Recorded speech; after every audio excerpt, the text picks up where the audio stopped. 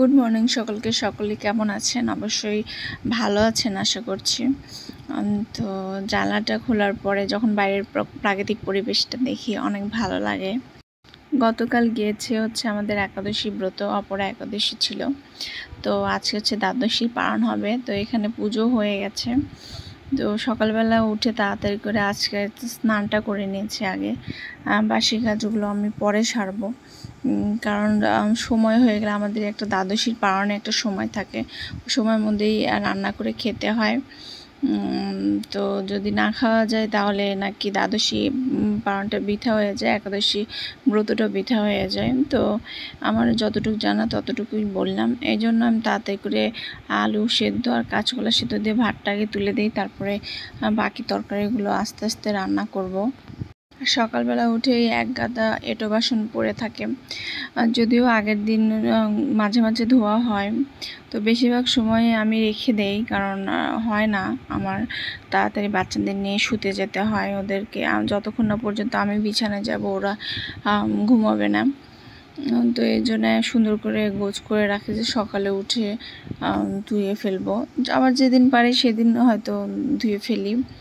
তো আগের দিন কাজ করে রাখলে অনেকটাই সুবিধা হয়, পরের দিন অতটা ঝামেলা থাকে না, সকাল সকাল উঠে রান্নাটা তুলে দেওয়া যায়। তো এই যে বাসনগুলো মাজছি, তো এরপরে কেটে নেব যা রান্না করব। তো ভাবছি আজকে তো নিরামিষ রান্না করতে হবে, দ্বাদশীর পালনের দিন আমিষ খেতে হয় না, তো আজকে নিরামিষ রান্না করব। দেখি কি রান্না করা যায়। ফ্রিজের মধ্যে এক গাদা সবজি রয়েছে।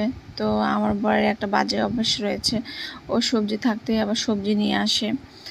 তো আমি যতই বলি যে দুজন মানুষ সবজি অল্প অল্প করে আনবে, দুদিন পর হয়তো আবার আনা যাবে, টাটকা টাটকা নিয়ে এসে আবার খাওয়া যাবে। ফ্রিজের জিনিস আমার খুব একটা ভালো লাগে না, আর ফ্রিজে বেশি দিন কোনো জিনিস থাকলে পচে যায়, বিশেষ করে সবজিটা একদম থাকতেই চায় না।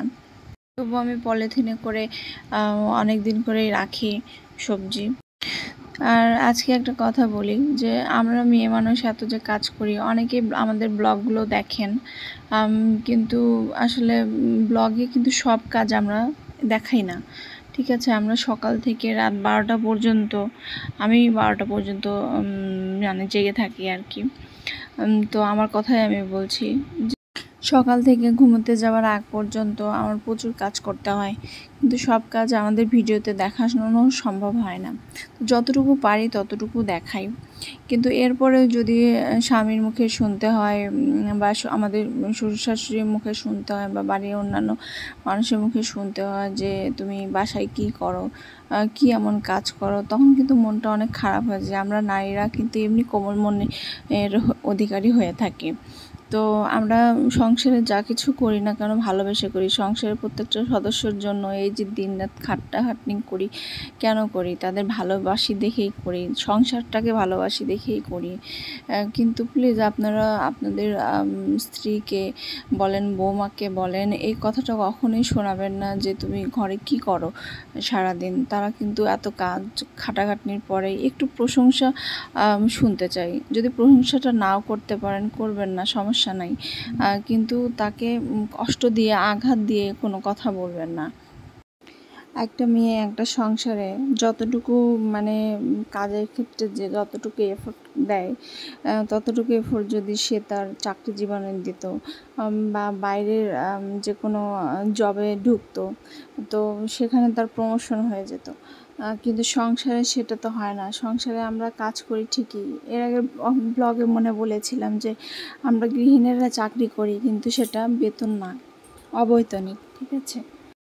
আর আরেকটা কথা বলবো, দিন শেষে একটা মেয়ে তো ইচ্ছে থাকতেই পারে যে আমি এই জিনিসটা কিনি, বা আমার বাবা মাকে একটা জিনিস কিনে দিই, আমার বাবা আমার দরকারে একটা কিছু করি, বা তারা বাবা মা কিন্তু কখনো সন্তানের কাছ থেকে কোনো কিছু চায় না। কিন্তু মেয়ে হিসেবে বা ছেলে হিসেবে বলেন, বাবা মার প্রতি সবারই দায়িত্ব থাকে। সেখানে যদি আপনার স্ত্রী যদি কোনো ইনকাম না করে, চাকরি না করে, তো তার হাতে দুটো পয়সা আপনি দিতে পারেন। ঠিক আছে, যে তোমার দরকারে তুমি খরচ করো। মেয়েরা এতটুকুই খুশি, ঠিক আছে। আর যদি তাও না দিতে পারেন, সেই সামর্থ্যটা যদি আপনার না থাকে, সামর্থ্যর কথা বলছি, যাদের সামর্থ্য আছে তারা তো দিতেই পারবেন, কিন্তু যাদের সামর্থ্য নেই তারা একটু হেসে কথা বলবেন আপনার ওয়াইফের সাথে ভালো ব্যবহার করবেন, ঠিক আছে। দিন শেষে একটা মেয়ে হাজব্যান্ডের কাছে বলেন, যারা যৌথ ফ্যামিলিতে আছেন, ফ্যামিলির লোকদের কাছে বলেন, শ্বশুর শাশুড়ি ননদ দেবর, তো সবার কাছ থেকে এই ভালো ব্যবহারটুকুই আশা করে। আর সংসারের কাজ তো মেয়েদের করতে হয়, তার পাশাপাশি তাদের স্বনির্ভর হওয়া খুব প্রয়োজন। একটা সময় দেখবেন যে আপনার এইসব কাজের কোনো মূল্য থাকবে না।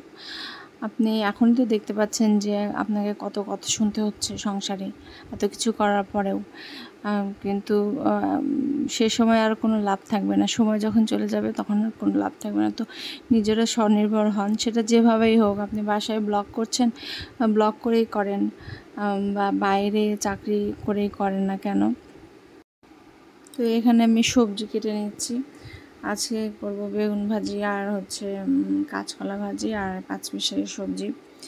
তো আর ডাল করতে চেয়েছিলাম, তো ডাল করলে আসলে দুইজন মানুষ দেখা যাবে, ডাল করলে আমিও ডাল অতটা পছন্দ করি না। ও হয়তো দু একবার খেয়ে ওরকম রেখে দেবে, ডাল নষ্ট হবে, তো এই জন্য ডাল করব না।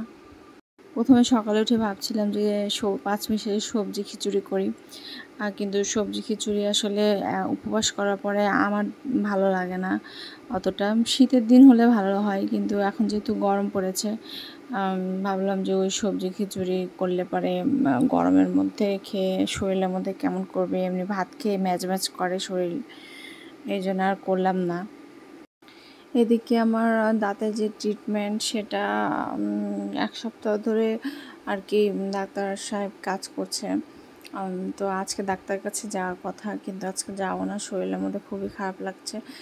কালকে হয়তো যাব। খাওয়া দাওয়া করে একটা লম্বা ঘুম দেব, যদি সময় সুযোগ হয়ে থাকে তাহলে। ঘুমের কথা বলছি, আসলে ঘুম হয় না। ওই রাত্রে যতটুকু ঘুম হয়, দিনের বেলা একদম ঘুমাতে পারি না। মামনিরা হুটোপুটি করে, ওরাও দুপুরবেলা যতই ঘুমানোর চেষ্টা করি নিয়ে, ওরাও ঘুম আসতে চায় না। আর এদিকে তো ভিডিও এডিটের কাজগুলো থাকে, এগুলো আমি দুপুরেই করে ফেলি, কারণ রাত্রে আমি আর বেশিক্ষণ জেগে থাকতে পারি না, যেহেতু সারাদিন আমাকে কাজ করতে হয়। আর বেশিক্ষণ জেগে থাকার কথা বলবো যে 12টা 1টা অবশ্যই এমনিই বেজে যায় ওদের ঘুমাতে। তো অতক্ষণ তো জাগা হয়ই, তারপরে আর মন চায় না যে এডিটের কাজ করি। তো এই জন্য আমি দুপুরবেলায় সেরে নিই, রান্নাবান্না যখন শেষ হয়ে যায় তখন সেরে নিয়ে তারপর আমি খাওয়া দাওয়া করি। তো আমার খেতে 3টা 3:30 বেজে যায় দুপুরে খাবার খেতে। আর সকালে আমি ভাত মাঝে মধ্যে করি, একার জন্য করি না, সিদ্ধ ভাত সকালে, ও যেহেতু ভাত খায় না। যখন যেদিন হয়তো খেতে মন গেল সেদিন খাই, না হলে এটা সেটা সকালের নাস্তায় খেয়ে থাকা হয়। এদিকে রান্নাও তুলে দিয়েছি, এই যে নিরামিষ তরকারি পাঁচমিশালি। আর এদিকে আমের টক করে ফ্রিজে রেখে দিয়েছিলাম, তো আমার পাড়ানো করা হয়ে গেছে। তো বসে থেকে আমের টক খাচ্ছিলাম আর সিনেমা দেখছিলাম। কলকাতার আর্ট ফিল্মগুলো আমার খুব ভালো লাগে। আমি টিভিতে খুব একটা দেখা হয় না, ওদের সারাক্ষণ কার্টুন দিয়ে রাখি। তো যখন সময় পাই বা সুযোগ হয়ে ওঠে, ওরা হয়তো কার্টুন দেখছে না, তখন আর্ট ফিল্মগুলো আমি সার্চ দিয়ে দেখি, আমার ভীষণ ভালো লাগে। তো আজকে ব্লগটি আর বেশি বড় করছি না, এখানে শেষ করছি। তো ব্লগটি কেমন লাগলো অবশ্যই কমেন্টে জানাবেন, আর আমার পেজের পাশে থাকবেন। সবাই টাটা।